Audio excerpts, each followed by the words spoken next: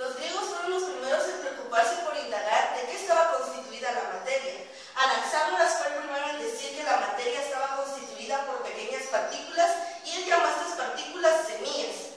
Luego, en el siglo IV y V a.C., Leucipo y Demócrito dijeron que la materia estaba constituida por pequeñas partículas y ellos llamaron a estas partículas átomos porque eran indivisibles.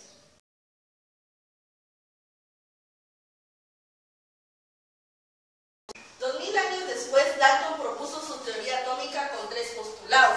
Y el primer postulado dice que un elemento está compuesto de partículas muy pequeñas llamadas átomos.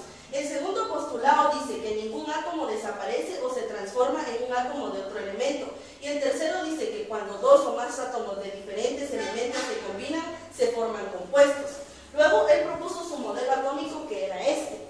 Luego se dio el descubrimiento del electrón, y eso fue gracias a William Crookes, que descubrió los tubos de rayos catódicos. Él descubrió que habían rayos con carga negativa, pero Thomson decía que no eran rayos con carga negativa, sino partículas con carga negativa, y los bautizó con el nombre de electrones en 1895. Luego Eugene Goldstein descubrió que también había rayos con carga positiva, y él la bautizó con el nombre de protón en 1895.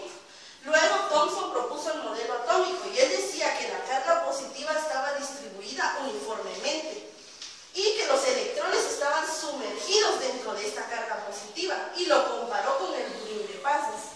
Pero también dijo que si las cargas positivas y negativas presentes eran iguales, el átomo es neutro.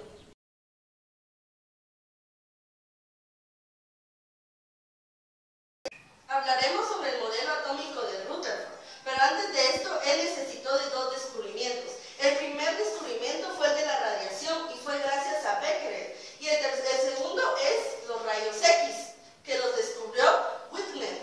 Luego de esto, Rutherford llegaba a pensar que entre los átomos habían espacios vacíos, pero también hizo algunos descubrimientos. Él descubrió que en el centro del átomo hay un núcleo, pero que el núcleo tiene una carga positiva. Pero también decía que el núcleo era muy pesado, tenía un 99.95 de masa atómica. Y también decía que los electrones rotaban alrededor del núcleo. Y esto, si no rotaban los electrones, quería decir que el núcleo los absorbía, y esto no podía ser lógico. Pero también decía él, se hacía la pregunta de que si en el núcleo se concentraban cargas positivas, ¿cómo podían estar juntas? Si las cargas iguales se repelen. Por lo tanto, él pensaba que había una tercera partícula, pero él no la descubrió. Luego, Chadwick descubrió que había un neutrón, y luego Bohr hizo su modelo a través de este descubrimiento. Y él en el centro puso a los neutrones y a los protones, y en la orilla rotaban los electrones como en un sistema solar.